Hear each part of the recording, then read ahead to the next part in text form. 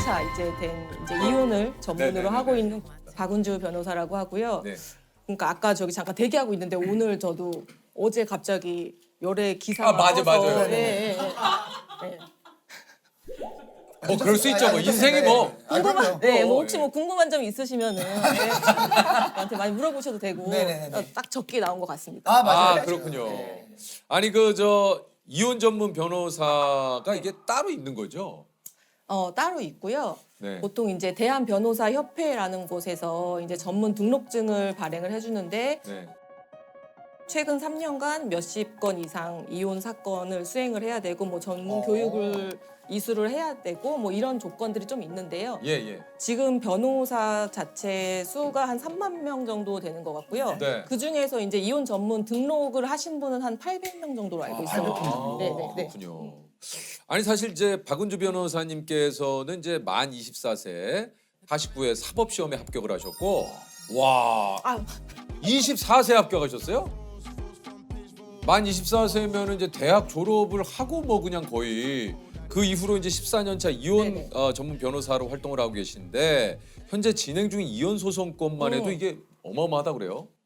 전체 누적 건수로는 2,000건이 넘는 것 같고요. 2,000건이요? 예, 예, 누적 건수. 와. 그리고 현재 이제 항상 진행하는 건들이 있잖아요. 근데 이혼 소송 한 번 들어가게 되면 사실은 되게 호흡이 길거든요. 그래요. 보통 1년 이상 걸리는 것들이 많아서 그렇습니까? 항상 이제 진행하는 건들은 한 300건 정도 되고 많을 때는 500건 정도까지 와. 갔었고 그렇게 한 35%? 그 정도? 그 정도 되는 것 같아요. 그럼 다는 안 되는 것 같고. 열쌍이 결혼을 하면 3.5쌍 정도가 이혼을 한다는 거예요. 근데 요즘에 그게 이제 통계에 또 사실 오류가 있는 게 요즘에 하도 혼인 신고 자체를 안 하는 부부들이 되게 많아요. 예, 맞아요, 그렇기 때문에 맞아요. 이들이 이혼을 했을 때 통계상 잡히지 않는 경우가 되게 많죠. 근데 혼인 신고를 하지 않는 이유가 있나요? 이유가 굉장히 많죠. 신고 바로 하실 거예요? 저요? 그러니까 저는 그러니까 예를 들어서 저는 이제 변호사님 많아. 바로 지금 이제 왜냐면은 저도 이제 결혼 전제 하에 지금 이제 잘 만나보고 있는 건데 만약에 결혼을 하면 네. 해야 되지 않을까라는 생각을 딱 하고 있거든요. 우리 때야 다 그렇잖아요. 그렇죠, 그러니까 우리 때야 뭐 당연히 혼인 신고를 하는 게 순서라고 생각을 했는데 요즘은 안 그런 분들도. 요즘에는 아이를 낳고서도 안 하시는 분들도 정말 많아요. 그래요? 예, 예. 아니 어쨌든 이게 이제 최근 통계에 따르면은 결혼 4년 차 이하 신혼부부의 이혼율이 가장 또 높다고 하고요. 4년 차 이하. 예, 이게 이제 시대에 따라 바뀐 결혼 생활과도 조금 그 연관이 있다 그래요. 요즘에는 결혼이 이제 필수는 아니고 선택인 시대가 됐잖아요. 네. 그렇죠. 안 해도 되는데 내가 굳이 하는 거니까 굉장히 신중하고 그 신중은 사실은 다른 의미로는 사실은 뭐 실리를 따진다?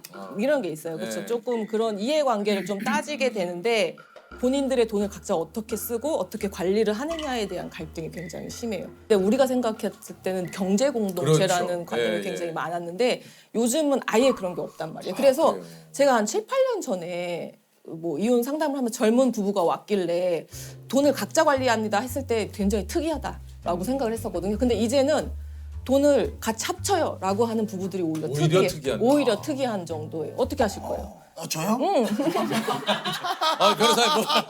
약간 아니, 오늘 뭐 청문회입니까? 지금 저는 결혼 전제라고 하니까 주변에 결혼한 친구들한테 물어보잖아요. 야, 너 어떻게 이렇게 그 관리를 하니? 라고 물어보면은 두 사람이 같이 일을 하고 있는 경우에는 공통 통장을 만들어서 네, 맞아요. 한 달에 맞아요. 버는 월급에서 맞아. 뭐 같이 뭐 100만 원씩 그렇게 하신다고 매달 내는데 이제 그러다 보면은 너 왜 입금을 안 했니? 뭐 이런 걸로도 좀 싸우게 된다. 진짜 정말 정확해요. 이게 이런 문제 때문에 싸우고 이제 이혼하시겠다고 오시는 분들이 굉장히 많은데 만약에 뭐 예를 들어서 거기서 내가 시장을 보는데 나의 개인적인 물건을 샀다. 그럼 난리가 나는 거예요.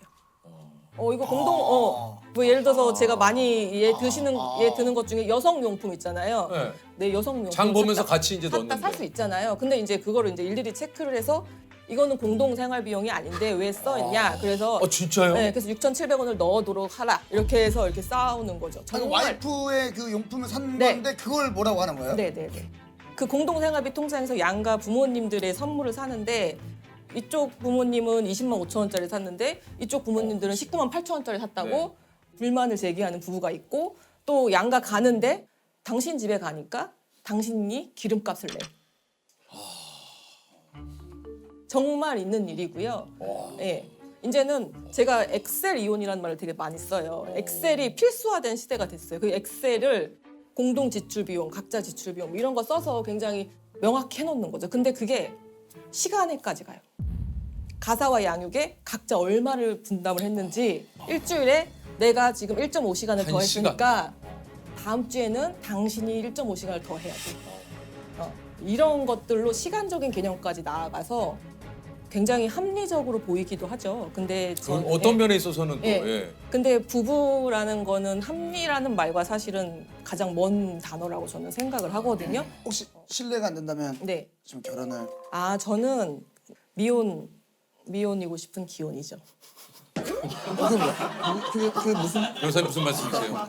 아니 우리 예? 기혼들의 꿈은 다 미혼인데. 아니 뭐 기혼들의 꿈이 다 미혼은 예. 아니 어쨌든 제 결혼하셨다고 제 입장에서 이게 무슨 소리예요? 알게 될 거예요. 알게 될 거예요. 그러니까 곧 알게 될 거예요. 제가 재밌는 게 뭐냐면 곧 알게 될 거예요. 곧 알게 될 거예요. 오시면 또 다른 세상이 있어요. 그러니까 미혼이고 싶은 기혼. 네, 유부들의 꿈은 항상 미혼입니다. 네. 그 실제 이혼을 결심하고 이제 많은 또 사유로 이혼 결심을 또 하신 분들이 오시겠지만 그 찾아오시는 분들이 어떤 이유로 좀 많이 찾아오시나요? 아무래도 제일 많은 건 사실은 배우자의 외도 때문에 고민이 많으시죠. 그렇죠? 예, 아무래도 아직까지는 전 연령에 걸쳐서 가장 많은 이혼 사유인 것 같습니다. 아니 근데 그 문제로 소송까지 가는 경우는 많지 않다고 그래요? 이게 무슨 얘기입니까? 이혼까지 이르는 경우는 극히 드물어요. 제가 봤을 때는 10쌍 중에 한두 쌍밖에 안 돼요. 그 한두 쌍이 어떤 경우에 해당되냐면 내가 너무 배우자를 사랑하고 우리가 사이가 너무 좋았어 평소에.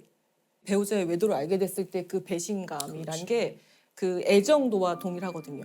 내가 사랑했던 만큼 배신감이 너무 커서 그래서 더 이상 이제 마주할 수 없어서 이혼에 이르는 그다음 나머지 10%는 어떤 거냐면은 원래 대면했어. 그러니까 원래 대면해서 정서적 육체적으로 거의 단절된 상태. 거의 그러니까 서로 사생활 터치하지 않고 각자 살아가고 법리로만 유지하고 있는데 이 김에 이혼하자.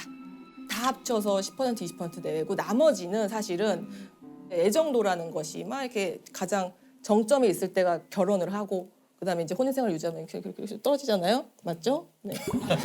동의를 구합니다. 자꾸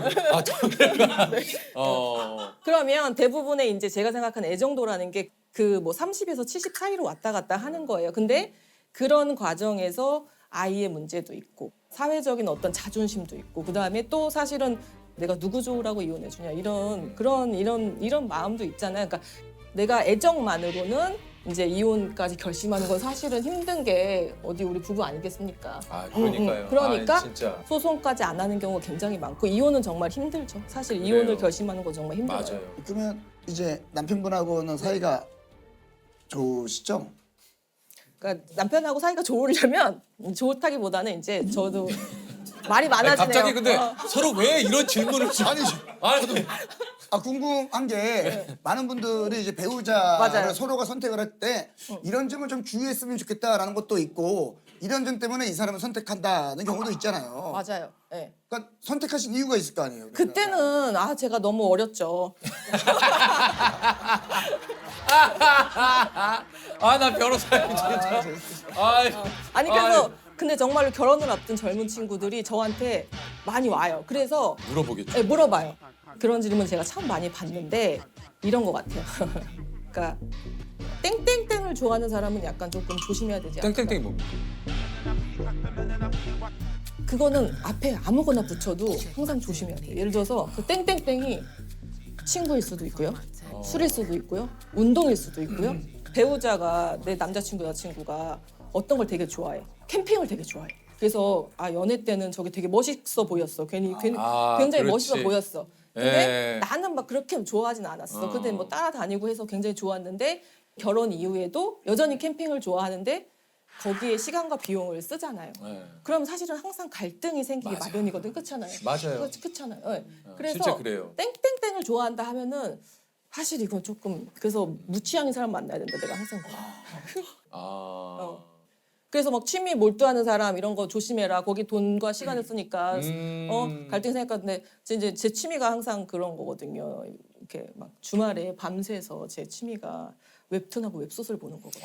예. 거기에 막 한 달에 수십만 원 써. 진짜 막 코인 캐시를 막 하다 보면은 저는 뭐 리티북스 VIP입니다. 리티북스 아세요? 리티북스. 사실 뭐 저도 혹시 그러면 취향이 같은 거는 괜찮은 거 아닙니까? 취향이 같으면 사실은 그게 같이 술을 좋아해요. 크게 문제가 안 될 수 있죠. 그렇죠. 네, 같이 뭐 친구들 만나는 거 취미를 좋아해요. 공유한다. 네, 같이 여행 가는 거 좋아해요. 이런 거는 괜찮은데 이게 공유되지 않을 수 있는 거는 이제 사실은 좀 되게 힘들죠. 맞아. 네, 내가 네. 참는다. 네, 맞아요. 내가 나아지겠지. 이런 것은 상당히 또 나중에 갈등의 씨앗이 될 수 있어요. 그런 건 좀 조심하셔야 될 것 같아요. 외도가 어디서 많이 일어나나요? 뭐 이렇게 많이 질문을 하시는데 저는 대답 정해져 있어요. 지금 질문하시는 여러분이 혹시 여기 있는 여러분이 상상할 수 있는 곳과 상상할 수 없는 곳 모두에서 일어납니다. 라고 말씀을 그냥 드리는 거예요. 근데 이제 제가 어떤 경험했던 것 중에서 굉장히 충격적인 사건은 어떤 거냐면은 화목한 가정이었어요. 아이 둘이 있는 가정이었는데 이제 저희 의뢰인이 남편분이셨거든요. 근데 어디 뭐 A라는 동네에서 잘 살고 있는데 갑자기 부인이 약간 멀리 떨어진, 굉장히 멀리 떨어진 자기 직장하고 남편 직장하고도 멀리 떨어진 어디 B라는 지역에 갑자기 연고도 없는데 거기 이사를 가자고 자기가 다 알아봤으니까 거기 뭐 되게 가자. 그래서 이상하다. 근데 뭐 거기가 뭐 학군도 좋고 무슨 뭐 인프라도 좋고 하니까 가자 해서 그런가 보다라고 갔대요. 그래서 가서 이제 뭐 근처에 사는 어떤 같은 또래의 엄마랑 친해진 거죠. 주말에 같이 놀러도 가고 캠핑도 가고 같이 굉장히 친해진 집이 있었는데 본인 집에서 같이 아이들을 재우고 술을 먹다가 이제 잠이 들었죠. 근데 이제 새벽에 화장실에 딱 가려고 문에 딱 나오는데 이제 소파에서 자기 부인이랑 그 저쪽 편 남편이랑 이제 어떤 부정한 행위가 있었던 거죠. 난리가 났죠. 그래서 난리가 나서 부인의 휴대폰을 이제 확인을 하기 시작을 하신 거예요. 그랬는데 그쪽 집 남편하고 우리 집 와이프랑 되게 친하게 우리 집 둘째 얘기를 되게 많이 하는 거예요. 둘째가 아픈데 같이 병원 가줄까? 둘째가 그러니까 그거는 좀 그러니까 둘째가 그 상대방 남편의 아이. 맞아요. 네. 둘이 나중에 알고 보니까 둘이 결혼 전에 사귀었던 사이였는데 이제 뭐 집안의 반대 때문에 헤어지고 현재 이제 남편이랑 결혼을 했음에도 불구하고 계속 외도 관계를 이어가면서 거기서 이제 아이까지 출산을 했는데 그 아이를 우리 의뢰인의 자식으로 이제 그렇게 거짓말을 하면서 본인의 상간남, 그러니까 친아빠죠. 거기에 있는 동네로 이사까지 가서 친하게 지내고 그렇게 하면서 가능해요. 그럼 그거는 이제 어떻게 해결이 됐습니까? 뭐 이혼을 하고 그다음에 뭐 이제 그 아이가 혼외자 애가 둘째였거든요. 첫째는 아빠가 키우고 둘째는 이제 그쪽에서 알아서 했는데 제가 그때 사건을 담당했을 당시까지도 그 상대방 측 부부 있잖아요. 그러니까요. 거긴 이혼을 안 했어요. 예? 거긴 이혼을 안 했어요. 아니 저는 지금 그 얘기하려고 그랬는데 아니 이쪽 그 남편분도 남편분이지만 그쪽 아래. 저쪽 아내분은 또 어땠을까 했는데 그러니까 참 알 수 없는 게 부부의 세계인 거예요. 예. 뭐 이게 진짜 얘기를 들어도 너무 이게 좀 굉장히 좀 충격적인데 아니 그 소송을 진행하다 보면은 진짜 이게 분노하거나 좀 화나는 일도 굉장히 좀 많으실 것 같아요. 많아요. 그 예. 남자분이 이제 아내 외도 때문에 상담을 오셨어요. 그래서 이혼은 좀 하기 힘들고 우리가 많이 하는 게 사실은 상간자를 상대로 하는 손해배상 청구 소송, 위자료 소송을 많이 하거든요. 그거라도 진행을 하고 싶다라고 말씀을 하셔서 그 남자분이 정말 많이 우셨고 그래서 고민 끝에 소송을 하기로 했어요. 그래서 소장 초안을 법원에 접수하기 전에 당사자한테 확인을 시키는 절차를 거치거든요. 그래서 파일을 보내드리고 이렇게 작성을 했으니까 확인을 해주세요. 그러고서 기다리고 있는데 며칠째 이제 연락이 계속 없으신 거예요. 한 일주일 정도 기다렸나? 그런데 여전히 카톡에 일이 안 없어진 거예요. 이제 운전을 하고 가고 있는데 딱 전화가 모르는 번호로 전화가 온 거예요. 그래서 자기 누구누구 부인인데 남편 죽었다. 자살을 하신 거겠죠. 근데 소송 들어간 걸로 알고 있는데 시작 안 했으니까 그 착수금 나한테 돌려달라. 그 와이프가 그 외도의 당사자죠. 나 애 데리고 살아야 되니까 돈 돌려달라. 참. 이건 제가 안 돌려줘도 되거든요, 사실은. 사실은 계약이 다 예. 됐고 뭐 진행이 다 됐기 때문에 근데 제가 그냥 조의금으로 돌려줬어요. 그냥. 아. 네. 그러니까 오셔가지고 이혼을 고민을 하시고 한참 본인의 이제 사연을 얘기를 하시고 저 이혼해야 되는 게 맞는 거죠. 아. 이거를 꼭 확인을 받고 싶어 하시거든요. 저는 항상 정해져 있어요, 대답은.